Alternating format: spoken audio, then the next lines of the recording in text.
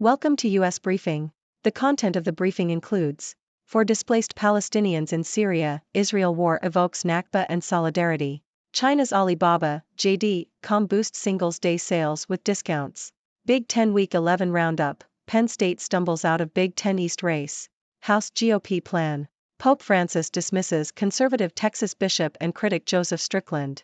For displaced Palestinians in Syria, Israel war evokes Nakba and solidarity. Al Jazeera. An 80-year-old Syrian ex-refugee, Mohammed Hani, has claimed that the current Israeli conflict in Gaza is reminiscent of the Nakba of 1948.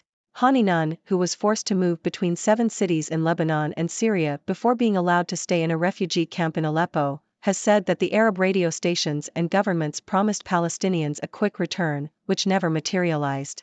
Hani has now moved to the Syrian capital, Damascus, but still hopes to return to Palestine one day. China's Alibaba, JD.com boosts Singles Day sales with discounts. Bloomberg. China's e-commerce giants Alibaba and JD.com reported sales increases for Singles Day, the country's shopping extravaganza. Alibaba's gross merchandise value and order amount rose from the previous year, while JD.com reported new records for orders. The annual event is seen as a barometer for Chinese consumption sentiment. This year, the focus was on a low-price strategy to attract consumers.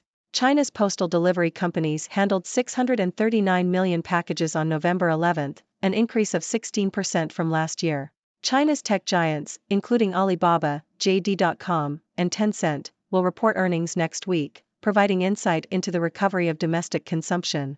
Big Ten Week 11 Roundup, Penn State stumbles out of Big Ten East race.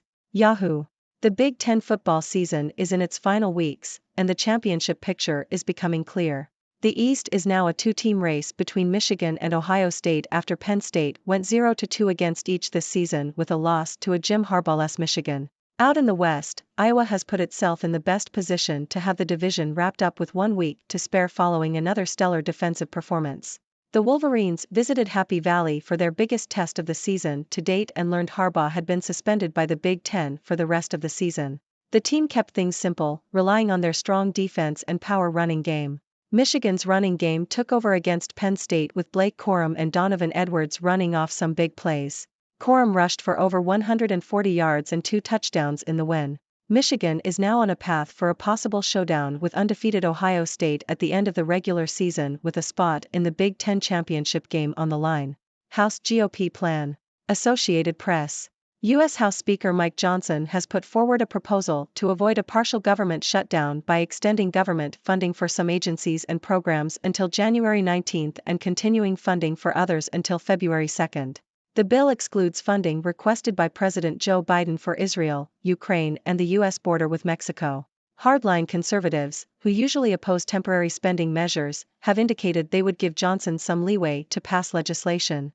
Pope Francis dismisses conservative Texas bishop and critic Joseph Strickland.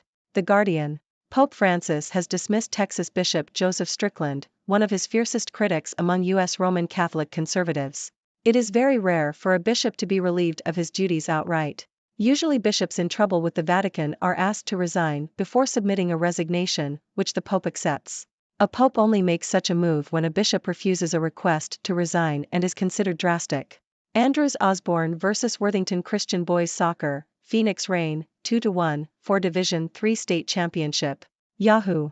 Andrews Osborne Academy, AOA, has won the Division III Boys Soccer State Championship in Ohio. AOA beat Worthington Christian 2-1 in the final at the historic Crew Stadium in Columbus.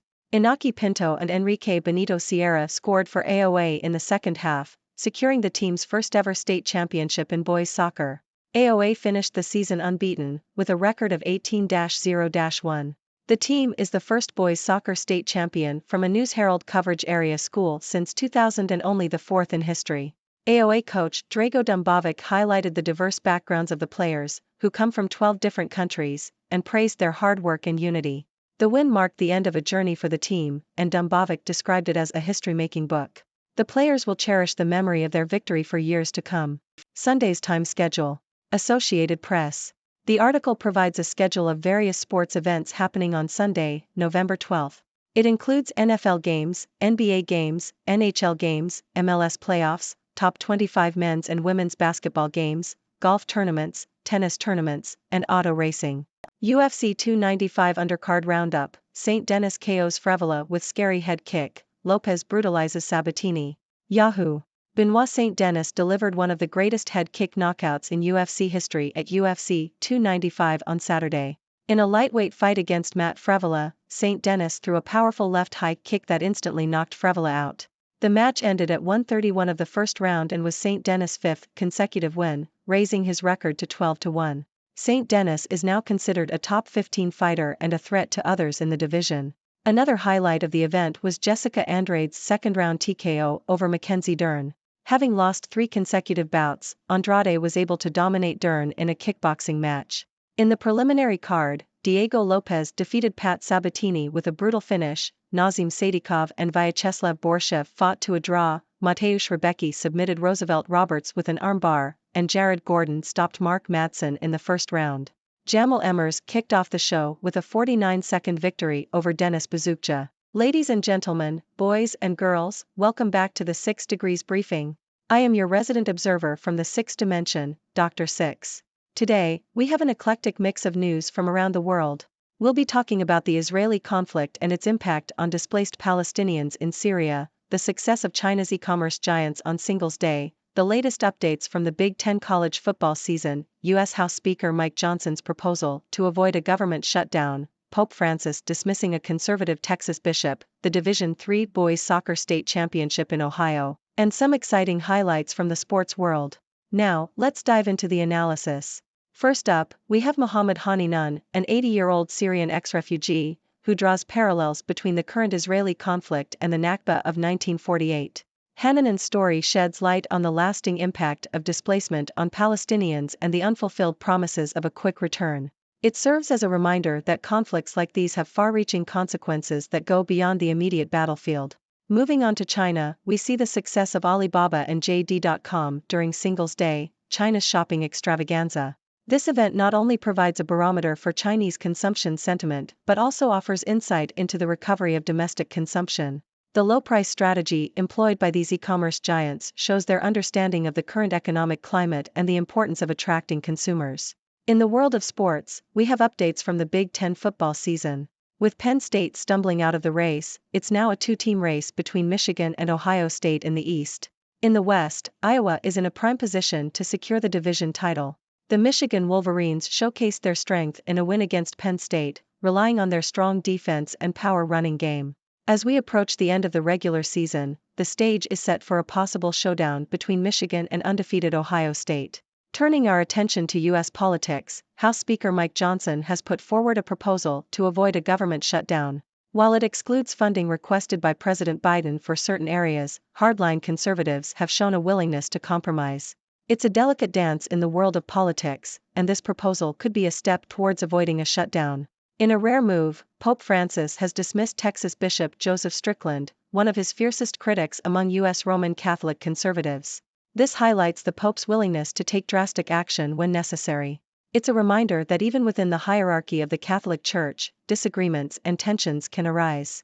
Shifting gears to the world of sports again, we celebrate the victory of Andrews Osborne Academy in the Division III boys soccer state championship in Ohio. This win is historic for the school and marks the end of a remarkable journey for the team. The coach, Drago Dumbovic, praised the players for their hard work and unity, emphasizing the diverse backgrounds of the team members.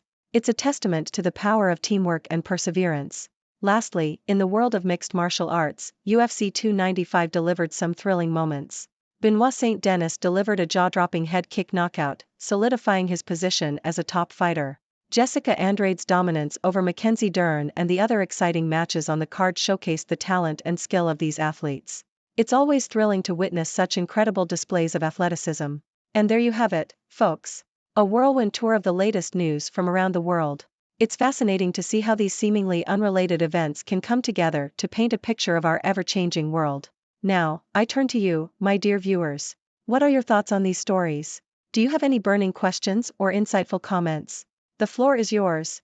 Thank you for tuning in. The content above showcases the latest briefing reports and analytical synopses, thoughtfully curated by the 6Do team. These insights stem from a wide array of reputable media outlets, think tanks, government sources, and specialized experts worldwide.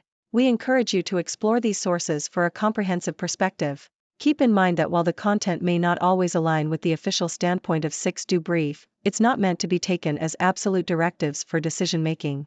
Comprising seasoned media professionals, learned scholars, and accomplished scientists, the 6Do team embodies a trailblazing, fully independent media entity.